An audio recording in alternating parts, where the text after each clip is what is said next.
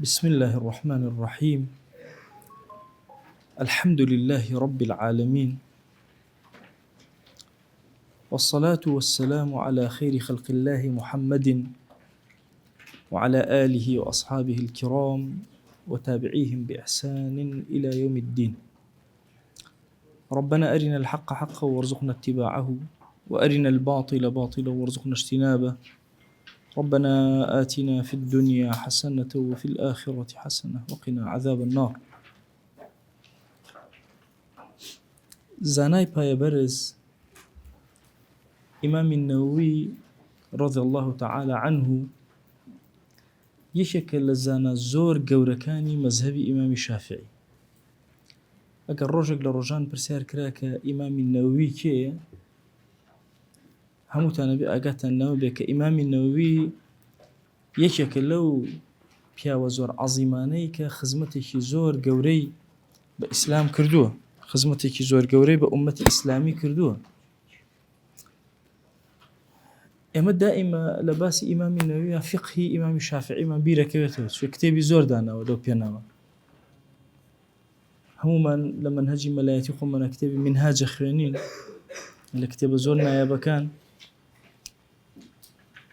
ڕەوضەۃ الطالبین مطالعە ئەکەین، مەجموعی ئیمامی النەووی مطالعە ئەکەین و ئەخوێنینەوە. ئەم پیاوە لە فقها فەقیهێکی زۆر گەورەیە، لە حەدیثە شۆڕە سوارێکی زۆر گەورەی حەدیث لە فەرمایشتەکانی پێغەمبەر صلی الله عليه وسلم زۆر گەورەیە. حەدیثەکان کە لە کوردستان و لە هەموو عالەمی ئیسلامیە بوونەتە مەنهەج کتێبی ئەم پیاوە. ئەربعینەی نەووی 40 حەدیثی کۆ کردووە لە خزمەت پێغەمبەریانە صلی الله عليه وسلم. زۆر خەڵک کۆیان کردوێتەوە لە عولەمای گەورە گەورە، بەڵام ئەمەی ئیمامی النەووی لەسەر تاسەری گیانە بۆتە مەنهەج. اینجا ڕیاض الصالحین، باخچەی صالحان، ئەوش کۆمەڵی حەدیثی پێغەمبەر صلی الله عليه وسلم، هیچ خەتیب و مەلایەک نییە بێ حاجە بێ لەوە ئیلا بێ و کتێبەی هەبێ. لە کتێبی لە علمی ڕیجالە،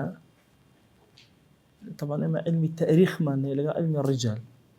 علمی ڕیجال ئەو تەریخەیە کە بۆ حەدیثەشێ، یەکێ لە عالمە زۆر گەورەکان ئەم. تا ئێستا ئێمە ئیمامی نەوویمان هەر بەم شێوازە ناسیوە، وتمانە محەدیثە گەورەکە، فەقیهە گەورەکە، صاحبی کتێبی تەهذیب الکەمال و ناوناسەکە لە جیهانە. کاتێک ئەم کتێبانەی سیر ئەکەی شتێکی غەریب ئەبینی لە ئیمامی نەووی. ئەویش چییە؟ بەم کتێبانەی چه فقهی نووسی بێ، چه حەدیثی نووسی، چی هەرچی نووسی بێ ئینسانی پەروەردە کردو، ئینسانی دروست کردو. بۆیە عولەما ئەفەرمون لە مەسەلەی حەدیثە قەد نەیەن باسی حەدیثەکانی ئیمامی بوخاری مەسەلەن بێنە کتێبی ئیمامی بوخاری بەیانی ئەبنە مەلا، ئیمامی بوخاری شەرحکەن بۆ خەڵک، چونکە بۆ کتێبی ئەهلی علمە، بێ ئەهلی علم لە بینی خۆیانە دیراسەیکەن. بۆیە زۆر کات جاهیل و ماهیل پێیان ڕخنە لە ئیمامی بوخاری چۆ تێناگەن. فەرموویانە بچن ڕیاض الصالحین بۆ خەڵک باسکەن، کتێبەکەی ئیمامی نەووی. بۆ چونکە ئیمامی نەووی ئەو فەرمایشتانەی هەڵبژاردووە کە بۆ عامەتی موسڵمانان گونجاو و پەروەردەیانەکە. بابەتێکی علمی قوڵی حەدیثی دانەناوە، بابەتێکی سادەی داناوە بۆچی؟ بۆ پەروەردەکردن. ئەم جارە لە خزمەت ئەم کتێبە کە بوستان العارفینە، ئەمانەوێت لە تەربیە و تەزکیە تێ بگەین لە دیدی ئیمامی نەووی. پێشتر باسی تەزکیە و تەربیەمان کرد لە دیدی ئیمامی ئیبن حەزم، و پێشتریش لە باسی کتێبەکان ئیبن قەییمە هەندێک دیراساتمان کردووە، لە ئیبن ڕەجەبی حەمبەلی دیراسەمان کردووە، لە کتێبی ڕاغبی ئەسفەهانی عەینەن ذەریعەکەیە دیراسەمان کردووە، هەریەکێکیان لە دیدێکەوە پەروەردەی ئینسانێک. ئەم جارە باسی ئیمامی نەووی ئەکەین وەکو شێخێکی زۆر گەورەی تەربیە و تەزکیە. ئەوە مامەڵە لەگەڵ شێخی نەووی ئەکەین. ئەلێرە لەم کتێبات تێ ئەگەی ئەگەر کەسی زانا پەروەردەی خەڵکە، لەم کتێبی تەزکیە علمی حەدیثی تێیە،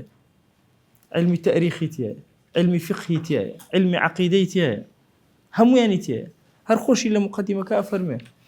ئەفەرمێ شێخی نەووی، ئەفەرمێ ئەوەی کە حاجە بوو بێ بە پێویستم زانی بێ، لەو باسانە هەموویانم جێبەجێ کردو بۆم باس کردووی. أخلاقي جميلة هم وباس كرديت وأنا لبنا أم أخلاق جميلة آية قرآن بوئهن مو حديثي في غمر بوئهن مو صلى الله عليه وآله وسلم أقاويل السلف الصالح بوئهن مو مأثورات وحكايات أوان بو باس كم إن جاء فرمي قشت خزمة حديثي حتى في بكر الصحيح وحسني بالرياض سر حديثك أدم إسنادي خوم بو باس كم لحديثك إن جاء فرمي لقل أمانشا مسائل لغوية بو باس كم مسائل حديثي فقهي آدابي ديني بشكل علمي حديث دقائق فقهي إسلامي خفي وباسكم عقائد وباسكم نفائس أمور كان أمتي إسلامي وباسكم بو يزور كات لباسي تزكية وتربية إنسان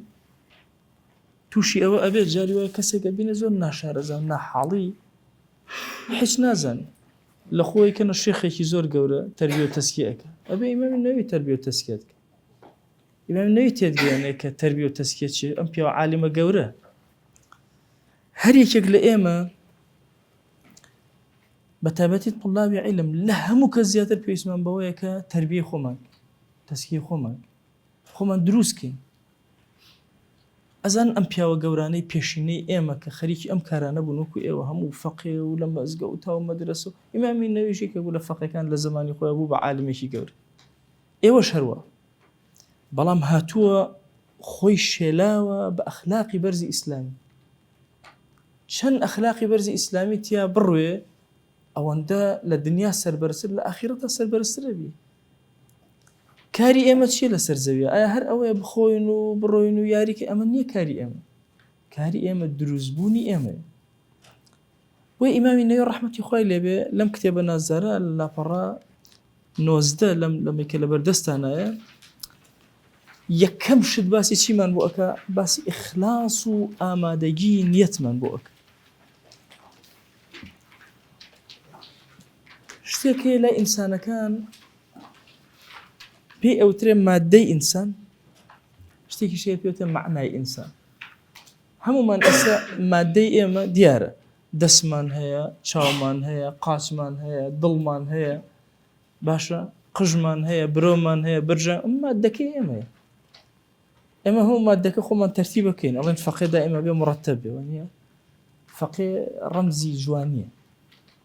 جلوبەرگ و پۆشاکی و تووکراوی ڕێک و پێکی کڵاوەکەی پشتوێنەکەی گورج و گۆڵی جلەکانی تون و تۆڵی باشە جەستەی هەموو ئەمانە دەلیلن لەسەر چی لەسەر ڕێکی ناوی فەقێک ناوی چکە ئەمە بەشی زاهیرمانە کافر یەسەری ئەم زاهیرە ئەکا ئەبێ فەقێ زۆر جوان بێت چکە نوێنەری ئیسلام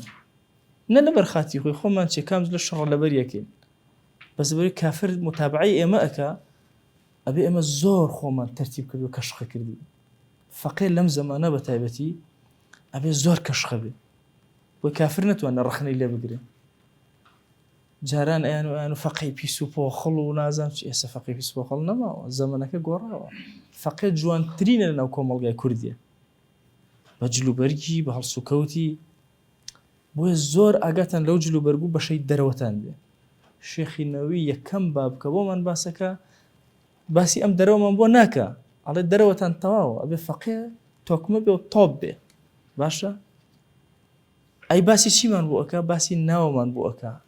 ئەڵێ لەگەڵ ئەوە تۆپە و جوانە و مڕەتەبە ئەبێ دڵی حازر بێ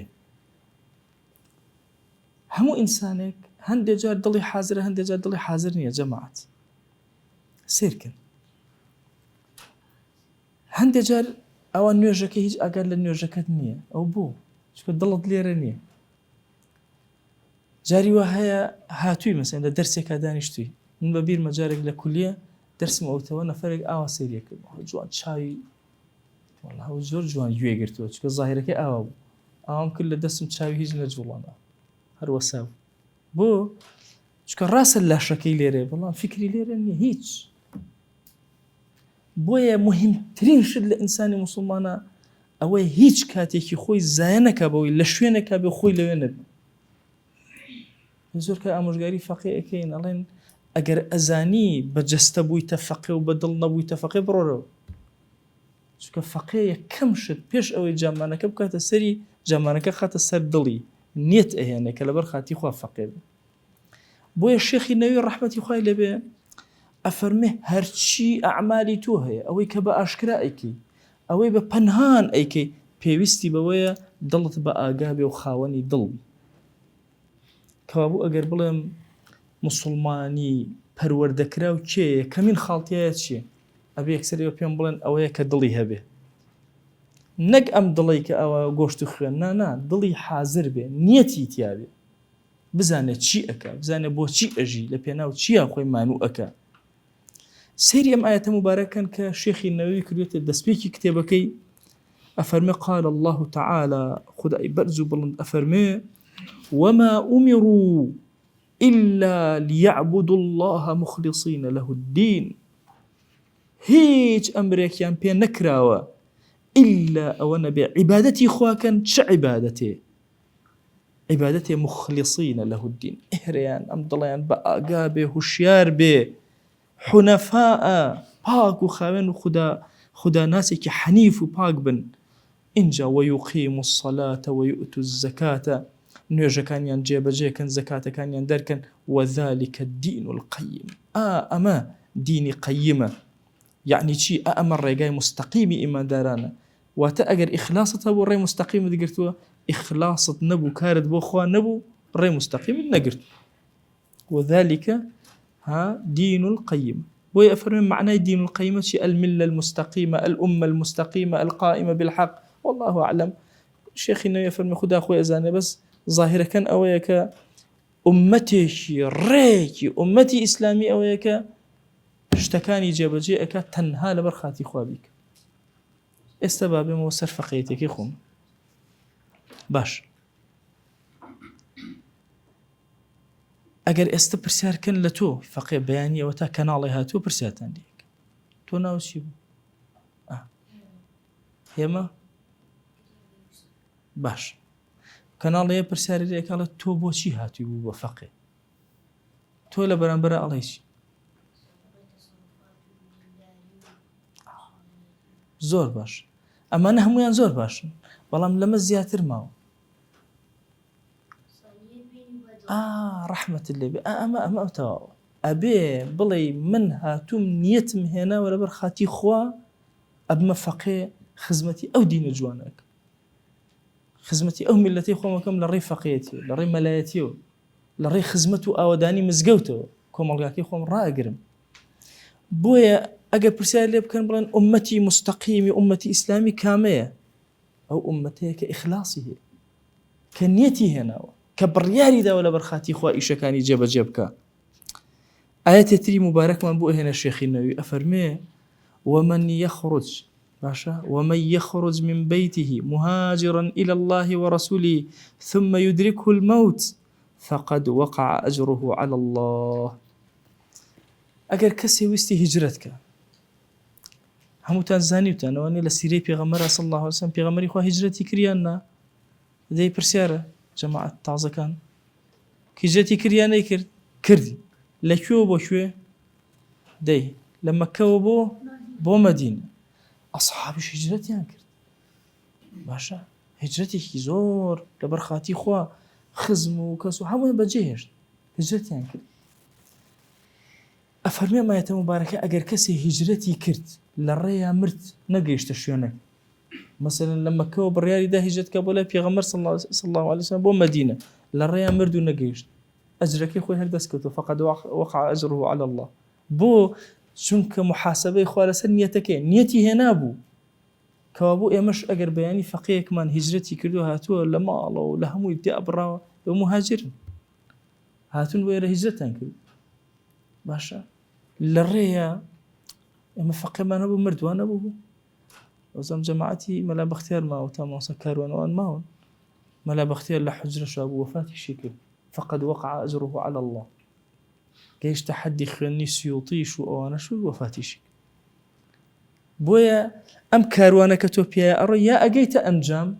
یا لە ڕێیا تەواوی لە ڕێیا تەواوی هەمان ئەجری ئەو کەسەتەیە کە گەیشتووە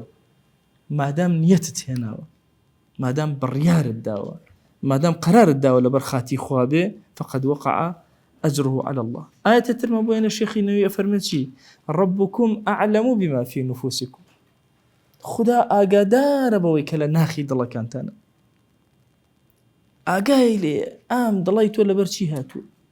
ئەتەوێت چی بکەی، بۆچی هاتوویتە ناو فەقێتی، ئەتەوێت ئایندەی دین و دینداری و خواناسی چۆن بێ. ئاەتە تری مبارەکمان بۆ ئەهێنێ ئەفەرمێ لەن یەنال الله لحومها، کاتێک کە تۆ قوربانی ئەەکەی ئایا گۆشتەکە ئەچێ بۆ ئاسمان بۆ لای خوددا؟ نا. دیماؤها خوێنەکەی ئەڕوان؟ نا. ولكن يناله التقوى منكم، خدا تەقواکەی لە ئێوە ئەوێ. ئێوە بزانین دڵتان چۆنە، ماڵەکەتان لە پێناوی خوا سەرە بڕن یا سەر نابڕن، ئەمەی ئەوێ. بۆیە ئیبن عەباس فەرمووی ولكن يناله النيات منكم، خوا چی ئەوێ؟ ابن عباس کێیە؟ سەحابەیەکی پێغەمبەریانە صلی الله عليه وسلم، ناوی عەبدوڵڵای کوڕی عەباسە، تەرجمانی قورئانە، گەورەترین مفەسیری ئومەتی ئیسلامیە. ئەفەرمێت چی معنای ئەم ئاەتە چییە؟ لكن يناله النيات منكم، نیاتەکانی ئێوە ئەگاتە خوددا. ئیبراهیمی نەخاعی ئەفەرمێت چی؟ ما يراد به وجهه، کامە مەبەستێ پێ خوددا بووە ئەو بەشەی ئەگاتە خوددا. مەسەلەن کەسێک یە سێ مەرسەر ئەبڕێ، یەکێکیان لەبەر خاتی خوا سەری بڕێەوە بەس ئەویان ئەگاتە لای خوددا، چونکە نیەتەکە بەرزی ئەکاتەوە، ئەوەی مەبەستی پێ خوا بووە جەل جەلالوه ئەو وەرەگرێت. ئیمامی واحدی ئەبول حەسەن الواحدی مفەسیر لە زەجاجەوە، زوجاجی ئەی چی؟ شوشە. زەجاج پێش ئەوەی دەستکا بە عیلمی مەلایەتی و بێتە فەقێ وەکو ئێوە شوشە فرۆش بوو، شوشەواتی دروستە کرد و تەواان جاران بەرد بووە، بەردەکەیان شکاندووە و کوڵانویانە و گەرمیان کردو توانویانە تۆ شوشیان لێ دروست، خۆ شوشە ئێستا دروست نەبوو، هەر بووە. باشە ئەم پیاوەش خەریکی ئەم کارە بوو، دوای قەراریدا بخوێنێ، بوو بە خوێنەوارێکی زۆر عەزیم، لوغەویەکی زۆر گەورە. حتى ئیمامی مبەڕید، تەبەن مامۆستایەتی ئیمامی مبەڕید کە خەڵک ئەچوون بۆ لای ئەیامی زیارەتی کەن، مەلا و عالمی گەورە گەورە ئەوانە، ئەی فەرموو زەجاجتان لەگەڵە یان نا؟ بیان وتیان نا، ئەی دێ بڕن نێنە لای من، نامەوێت ئیلا ئەبێ ئەوتان لەگەڵاوی ئینجا وەرتانەگرم، حتا ئەو لێنەوە وەری ناگرن. حتا جارێک هەندێک زانای زۆر ڕۆشتن فەرمووی زەجاجتان لەگەڵە؟ وتیان نا وەڵڵا. ئیمامی مبەڕید خوێنەوار و قابلیەتێکی زۆر گەورەیە لە لوغەتە، وتی دەبڕن کەستان لێرە نەمێننەوە، پیاوێ لەوێ مایەوە. دوایی بە خادیمەکەی وتی کاکە پێی بڵێ وەڵڵا یەک کەس ماوەتەوە ناوم عوسمانە، هەر ئەمەوێ لەحظەیە بیبینم. ئەڵێ کە چۆ ژوورەوە پێی وتی ئەگەر عوسمان غێرە منصەریفە با منصەریف بێ. طبعا عوسمان لە لوغەتە غێرە منصەریفە، دوای ئەی خوێنن لێەوە ئەوی تازەکان. ئەوە ئیتریش ئەزانن کە غێرە منصەریف کەسرە وەرناگرێ، تەنوینیش وەرناگرێ، یا عوسمانیش غێرە منصەریفە. فەرمووی دە مادام ئەبێ بڕوە، مادام غێرە منصەریف. ئەم زەجاجە کە ئەم عالیمە زۆر گەورەیە، طبعا هەندێک کتێبی هەیە الوەقف والابتداء و لە خزمەتی لوغەتی قورئانە زۆر شارەزا بوو، زۆر قوڵ بووەتەوە لە لوغەتی قورئان. ئەفەرمێ چی؟ ئەفەرمێ معنای ئەم ئاەتە چییە؟ لەن يتقبل الله الدماء واللحوم، خوا خوێن و گۆشت لێوە قبول ناکە إذا كانت من غير تقوى، من غير تقوى الله تعالى، ئەگەر تەقوای خۆی لەگەڵان نەبێ ئەو گۆشت و خوێنە هیچ لێ وەرناگرێ. ئەفەرمێ وإنما يتقبل منكم ما تتقونه به، ئەوەتان لێ وەرئەگرێ کە ئێوە بەهۆی ئەو شتەوە خوداناسی ئەکەن، لە خوداوە نزیک ئەبنەوە. ئەمە دلیلە لەسەر ئەوەی هەرچی عیباداتی ئینسان هەیە خوا لێ وەرناگرێ ئیلا بەنیەت نەبێ. عیبادت لەوە عیبادەتتر تۆ حیوان سەر بڕی بۆ خوددا، نوێژەکەت نوێژ ئەوە لە حضوری خۆی ڕکوع بێ سوجدە بێ لە دووەر ناگرێ ئەگەر نیەتت ساغ نەبێ. ئەگەر نیەتت نەبێ کەوابوو نیەت ئەساسی هەموو عیبادەتەکانمانە، ئەبێ ئاگامان لێ بێ. ئەویش ئەوەیە بەم شێوازە، وهو أن ينوي به التقرب إلى الله تعالى وأداء ما أمر به. ئەبێ نیەتمان وها بێ کە خۆمان نزیکەکەینەوە بەخوا لە هەرچی عیباداتمانایە و ئەو شتە جێبەجێین کە خوا ئەمری پێ کردوین، کە ئەمرمان پێکراوە. ئیتر تۆ هەر کتێبێک ئەخوێنی لێرە لەبەر ئەەکەی خۆت مانوو ئەەکەی، قاپە شۆی، حوجرە پاک ئەەکەیتەوە، هەموو پرۆسەکە پێکەوە، هەمووی ئەمە ئیشک. ئەتەوێ خوا لە خۆت ڕازیک، ئەتەوێ بە نزیک بیتەوە لە خوددا. ئیتر بە چ ڕێگە؟ ئەوە ڕێگاکانە، چکە ڕێگا زۆرە بۆی نزیک بیتەوە لە خوددا. یەکێک لە ڕێگاکان ڕێگای عیلمە، یەکێک لە ڕێگاکان ڕێگای بەخشینە، یەکێک لە ڕێگاکان ئەوەیە قورئان نەخوێنی، ئەمە یەکێکە لە ڕێگاکان. باشە اینجا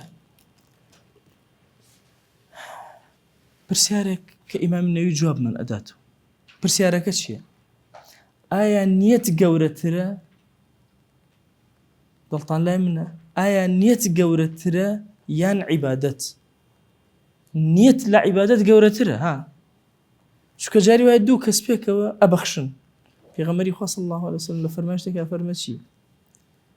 ئەفەرمە سەبەق درهم ئەلفەی درهم، یەک درەم پێش 2000 درەمی دایەوە. بۆ ئەمان یەکی بەخشیوە، ئەمان 2000. باش لەبەر نیەت ئەمەی کە یەک دانێ بەخشیوە ئەمەندە بۆ خوای بەخشیوە، ئەوەندە ڕازگۆیە لەگەڵ خوا بەرز بووەتەوە. ئەمەی کە 2000ەکەی بەخشیوە ئەویش دۆسی هەر بۆ خودای بەخشیوێ ها، بەس نیەتەکەی کەمترە.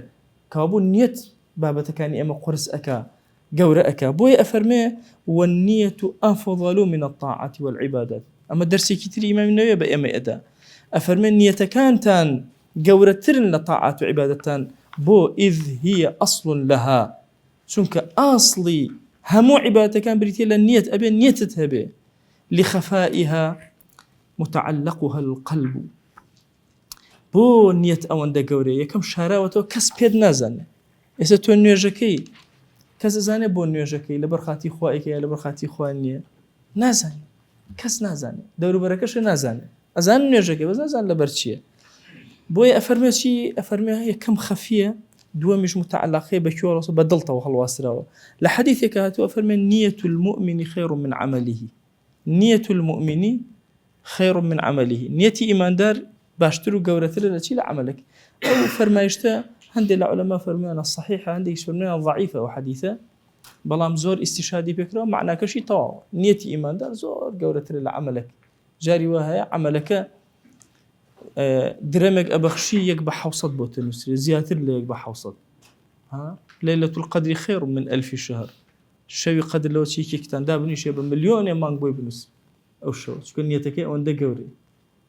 چونکە فەرموویەتی خەیرون من ئەلفی شەهر، باشتر لە 1000 مانگ. هەر یەکەی بە شێوازەوە پێی نیەتەکەی. ئەفەرمێ ئەم فەرمایشتە ئەهێنێتەوە. ئیتر طبعا ئەمە سەنەدەکەی خۆی شێخی نەووی باس کردووە. دوایی ئیجازەی ئەم کتێبەتان ئەدەمێ، ئیجازەی هەموو حەدیثەکانی ئەم کتێبەشی لەگەڵ هەموو ئەم حەدیثی ئەم کتێبە کە هاتووە، ئەم سەنەدانەی کە تایە هاتووە شێخی نەووی باسی کردوون، هەمووی لەگەڵ ئیجازەی کتێبەکەم دانێ بە کامیلی، ئەمانەشی هەموو لەگەڵ. باشە ئەفەرمێ ئیمام ئەبول بەقا خالیدی کوڕی یوسفی کوڕی سعدی کوڕی حەسەنی کوڕی مفەرریجی کوڕی بەکاری مەقدسی نابلسی دیمەشقی شافعی ئیجازەی بە من داوە. ئەو کێ ئیجازەی پێیاوە؟ ئەبوو یەمەنی کندی. ئەو کێ ئیجازەی پێداوە؟ محەممەدی کوڕی عەبدولباقی ئەنساری. ئەو کێ ئیجازەی پێداوە؟ ئەبوو محەممەدی حەسەنی کوڕی عەلی جەوهەری. ئەو کێ ئیجازەی پێداوە؟ ئەبول حوسەینی محەممەدی کوڕی مظەفەری حافظ. ئەو کێ ئیجازەی پێداوە؟ ئەو بەکری محەممەدی کوڕی سولەیمانی واسطی. ئەو کێ ئیجازەی پێداوە؟ ئەبوو نوعایمی عوبەیدی کوڕی هیشامی حەلەبی. ئەو کێ ئیبن مبارەک. ئەو کێ یەحیای کوڕی سعد. ئەو کێ محەممەدی کوڕی ئیبراهیمی تەیمی لە علقەمەی کوڕی وەقاسی لەیثیەوە لە عومەری کوڕی خەطاب. ئەم حەدیثەی ئینەمە الأعمال بالنیات کە زۆرێکتان لەبەرتانە، ئەم فەرمایشتە ئەمە سەنەدەکەی ئیمامی نەووی. باشە ئەم ناوانە هەموو ناوی مبارەکن بۆیە خوێنمانەوە، هەمووشیانە بنە بەرەکەت بۆسەر ژیانمان ئینشاءڵڵا. دوای حیاتی ئەمانە هەر یەکەیان خۆی بۆ خۆی شاکارێکە و محاضەرێکە و دەرسێکە و لە خزمەتی ئەوەستن و ئیسفادەی لێک.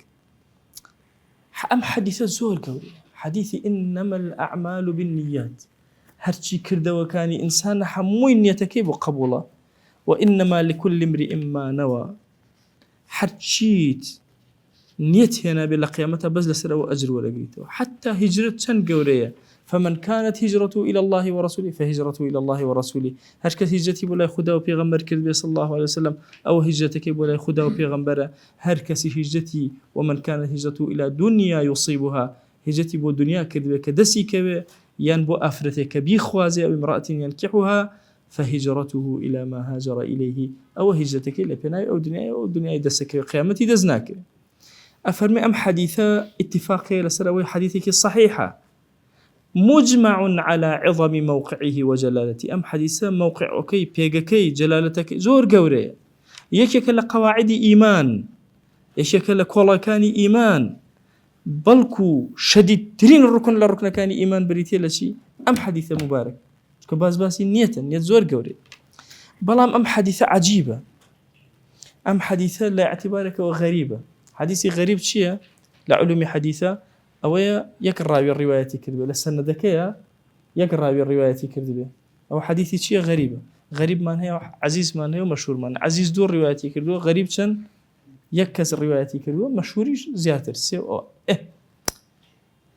أم حديثة للروايتك طبعا لزور رواية هاتوا بلام أو رجعان كالصحيحة غريبة باشا أو رجعان كالصحيحة شيء غريبة وتيكس هاتوا روايتي كذبة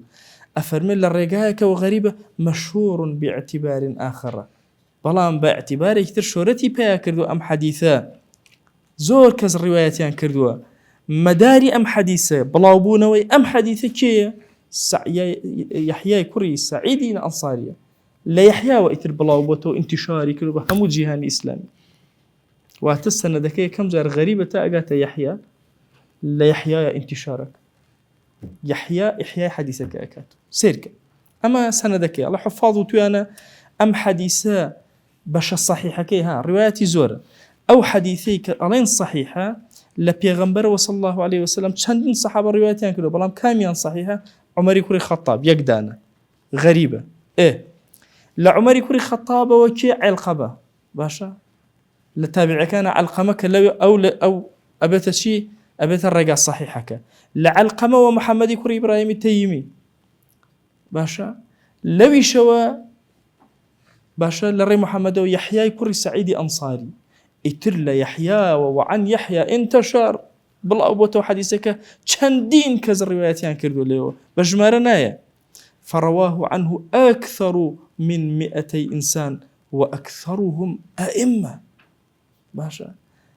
لا يحيى وزياتر لدوصت كز رواياتي أكا زوريني دوصتك إمامي قورة قطبي قورة كالرواياتي اترم حديثة انتشار كابو لا مشهورة لا يحيى وزور خلق رواياتي لا غريبة يكيك رواياتي يعني كدو عمر يكوري خطاب علقمة ومحمد يكوري إبراهيم ديار قصة كسوانا استا كابو أم حديثي بيغمبر جان صلى الله عليه وسلم أقل روشك لرجان قلت يعني حديثك إمام عمر كباسي نية أكا إنما الأعمال بحديثك غريبة عليه تواوى غريبة شكو يك رواية أي قلت يعني مشهورة بالله تواوى شكو لا يحيى وشي أبي ما اشتهار بها أكا ومشهور أبي أفرمي رواه عنه الإمام أبو عبد الله محمد بن إسماعيل البخاري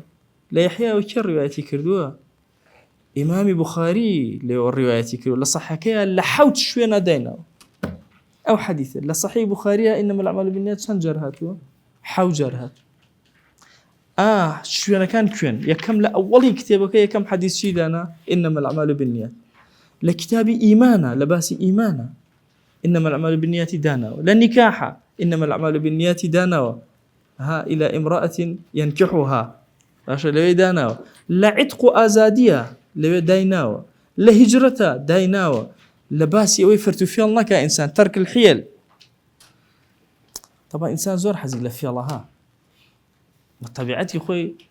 لنا جان دار كان كاميان زوجة في الله زور عادي الرأي ناقاته بإنسان شلون لا تنبينوا إنسان الرأي أقرأ في الله كان في الباس يعني أو الرأي كان في البازة إنسان دايب وداني قرت أقرأ ماشي إنسان زور مشكلة يكيق لوش تانا طبعا طبيعتي إنسان أواي هر ياساك ودانا في الله كويلا ياساك الراكب طبيعي أواي ترك الحيل باشا باشيك اللوانيك لدينا باس كده أم حديثيه هنا وإمام البخاري لو بابشا إن جاء لباسي نذرة هر أم حديثيه هنا لا حوش هنا لبخاري شريفة أمي باسكر إن جاء فرمي للصحيحة بتشندين جور روايات كراوة إنما يبيو به إنما يبيو نبي يعني إنما الأعمال بالنيات يعني الأعمال بالنيات مفرد به باشا بلي إنما الأعمال بالنية يا بالنيات هاتوا إن جاء الأعمال بالنية العمل بالنية هم الروايات أنا هاتوا إن ماشي لقلانية أبو موسى أصبهاني الشافعي فرميتي لا يصح إسناد هذا اللفظ إسنادي أم لفظة ثابت نية كبلي الأعمال بالنيات الأعمال بالنية هاتوا، إنما الأعمال بالنية هاتوا، بس هردو كانت جمع بي إنما لقال النبي نهاتوا جابا بين السروي باشا وما أو حديث مبارك من باس النية كان نية يعني شي أفرمي نية قصد يعني شي يعني عزم القلب برياري ضل زۆر کات فەقێمان هەیە مثلا یەک دوو ساڵ ئەمێنێتەوە ناخوێنێ ئەڵێن کاکە بڕیاری دڵ بدە بخوێنە باشکم خوا ڕەحمە پێیەک چونکە عەزمی قەلب زۆر مهم دڵت دامەزرا لەسەر خوێندن حتا دڵدا نەمەزرێ برایان حتا دڵدا نەمەزرێ ئینسان ناتوانێ هەنگاو بن ئەگەر هەنگاویش بن هەنگاوی فشەڵ دەرەچی مثلا لەبەر خاتی باوکم نوێژکەم باشە نوێژی ئەەکەم و ئاگام لە نوێژەکە نییە چونکە عەزمی دڵم نییە لەبەر باوکم بخوێنم ئاوا سەیری کتێبەکە ئەەکەم و ئاگام لە خۆم نییە بۆ چونکە عەزمی دڵم نییە ئەگەر هاتم بە عەزمی دڵ و مەقسوودەوە خوێندم هەموو دەرگاکانی خوێندن بەسەر تاواڵە ئەبێت و ئەکرێتەوە إنما لم حديث بيروزا يعني شي إنما العربية بيالين حصر لكردية أو بابتاني حصرا كلمة هار بس أما أخرين السلي مثلا الله إنما المؤمنون إخوة مسلمانان تنها بران باشا يعني تاك صفتك كوينة كاتو تنها براتي الله إنما الأعمال كرده وكان تنها بنية يعني أويك الدلا حاضر نبي قبول نكره سيركن كابو إنما بو حصرة أما بكنا قاعدة لمشي خوتانا كلا كردية ترجمة حصر أكن مرة الله إنما المؤمنون إخوة باشا إيمان داران تنها بران بس بران هر بران باشا دائما أو شتيك أكيوة أخيرك أو بيوت محصورة كالعربية اشتكى كرتك ريته ولا سر أو إن جاء أفرمي حصر شيء تثبت المذكورة أميك باسكرا وكإنما الأعمال بالنيات نيتك ثابت أكا وتنفي ما عداه باشا ما عداه أو هير هموين في أكا نامن معنى حديثك شيء يعني لا تصح الأعمال الشرعية إلا بالنية يك عمل شرعي النية كجيب جيب بكريو تو جيب جيكيتو ليت قبول كري إلا مقرب النية باشا ومن قصد بهجرته رضا الله تعالى ورسوله هر كسي مبستي بهجرتك رضامندي خدا وبيغمبر به فهجرته مقبولة هجرتك لي ور أجيره باشا وأجرك الله خدايا ومن قصد بها الدنيا هر كسي مبستي بهجرتك دنيا به فهي حظه ليس له غيره أي ترى بشككيتي لدنيا توزي الدنيا بركة وتو كور أم حديث خوار باسي هجرتناك ها جماعة هرچی بابی فقهتیاتی ئادەی دەی بزانم چۆن دەستنوێژەگری لە دەستنوێژە تۆ نابێت نیەت بێنی هەر بڕۆ خۆ فێر نەکەرەوە بزانە نوێژەوە قبوڵە قبوڵ نیە لەوە چێ کەسێ بچێت دەست بشووە دەم و چاو بشووە قۆڵ بشووە قاج بشووە مەسحی سەرکە هەمووی بکە دەستنوێژەشی قبوڵ نیە چونکە نیەتی نەهێناوە ئەبێ نیەتت عەزمی دڵت ئەوە بێ کە نیەت ئەێنم دەستنوێژ بگرم نوێژ هەروایە غوسڵ هەروایە تەیموم هەروایە زەکات هەروایە ڕۆژوو هەروایە اعتكاف ومانەوە لە مزگەوتە حەج هەر ئاوهایە غەیری ئەمانە هەر ئاوە فەقیەتی هەروە پێویستی بە نیەت لەو چ بێتی بشخوێنی تو هیچ ئەجر دەست نەکرد ئەبێ نیەت بێنی بۆی ئەجر دەستکرد شێخی شافعی ئەفەرمێ ئەم حەدیثە لە حەفتا بابی فقه هەیە باشە أفرمي يدخل هذا الحديث في 70 بابا من الفقه حفتا باب فقه أم حديثات واني بكار بين بكيت الدليل وحفتا باب فقه فرمويتي ثلث علم يجلس سي علم أم حديثية إمام أحمد يجأوي ونقل كراه فرمويتي يدخل فيه ثلث العلم بابو غير إمام أحمد وغير إمام الشافعي أو كلمة ثلث العلم باس كراه أبو بكر بيهقي حافظي قوري شافعي مذهب لمختصر السنن على شيء ما بس شيء إمام الشافعي على يجلس سي علمه على شنك ثلثي علم كسبي عبد كان هموي بسيشت يان بدله يا بزمانه يا بنان يعني سرپنجه بس ليره ما بس بكرده باشا هرشي ما ايكين لم سيشت تجاوزناك يا بدل ايكين يا بزمان ايكين يا بكرده ايكين ما دام سيشت يك يجلس سيشت كان شي الدله الدل يعني نيت كابو نية يجلس سي همو أعمال كان تويا، فالنية أحد أقسام كسبه الثلاث بلكو أزان النية كأعمال قلبه لواني ترقورة ربو هيج زمانك ني أجري لسر ورقري لغل ضلع نبي هيج كردويك ني أجري لسر ورقري لغل ضلع نبي بلام ضل أكري خوي بو خوي كومالي أجر ورقري إيشي بزماني جنبي إيشي بكردوه جنبي بونمون ئێمە شتێکمان هەیە پێوتێ خۆشەویستی لە دڵایە ڕق لێبوونیش هەر لە دڵایە خۆ کەس پێ نازانێت لەبەر خاتری خوا هەرچی موسڵمانە لەم سەرزەویە خۆشمێ وەلایەکی مطلقم بۆ هەرچی ئیماندارانە هەیە بەڕائێکی کولیشم لە هەرچی کافرانە هەیە باشە خۆ ئەوە هیچم نەکردووە هەر لە دڵمان ڕێکم کردووە ئەجری خۆم وەرگرت بەڵام هەرچی بەکردەوەکان بیکەی ئەبێ نیەتی لەگەڵا بێ بەڵام شتی وا هەیە بە نیەت ئەیکەی هیچ پێویست بەکردەوەکانیتە بە زمان و ئەوانە نییە زۆر باش عولەما سیرکەن جەماعەت کوورە عولەما زۆر حەزیان کردووە کارەکانیان ئیشەکانیان کتێبەکانیان هەمووی بەم حەدیسە دەست پێ بکەن ها زۆر کێفیان بەوە هاتووە ئەفەرمێ واستحب العلماء أن تستفتح المصنفات بهذا الحديث علماء حزيان كردوا كتابكانيان بم حديث دست بيبكن وممن ابتدأ به في أول كتابه الإمام البخاري رحمة الله عليه أي خوالد راسي إمام بخاري كتابكي خوي بما دست بيكردوا علماء تيج حزيان كردوا كتابكانيان بشي دست بيبكن بم حديث مباركة بلكو أبي سعيد عبد الرحمن كري مهدي رحمتي خوي لي بك طبعا بغداد زور مهم بوا ها جماعة يستج مهم هر فقيه شتا بغداد زور قورة أبي بغداد علومي زور قوريتيا إنسان زور تيا قورة أبي إن شاء الله رجل رتانا كيوتا بغا زور إستفادة كان لبغ أم بياوا مالكي مذهب بغداد يسمى أزانين استحالين لبغا مذهبي كيوكي هي مذهب إمام الشافعي مذهب إمام أبو حنيفة هي زمانك يجي مذهب إمام أحمد لبغا زور بقوة بو چونکە إمام أحمد خوي ليه جيا وفاتي كردو إمام أبو حنيفة شو ليه وفاتي كردو إمام مالك لكيو وفاتي كردو لمدينة إمام الشافعي لمصر باشا زمانك أم بياو تلبي إمام مالك يتبغى زين كيتبغى مذهب إمام مالك بلا وقت ولا بغى زور بقوتي بيأكي زور عالم إمام الشافعي أفرمي كسم نبيني ولا جهانا وكو أمبياو هو ده بيأكي بقدره بوي الله لهندي زمان كان هرش فار مذهب لنا وبغى إيش كله أتباع ينهبوا جماهير ينهبوا بوي لباس حياتي الشيخ جيلانية هندي قفرون بس هي مذهب فتوى ده وهندي قفرون بس فار مذهب لو زمانه مذهب مالكي كان شيخ تهر ماو باشا أمبياو أفرمي أجر كتاب مدانا شو كبيا محدثي كي جورية زور أهل ثقة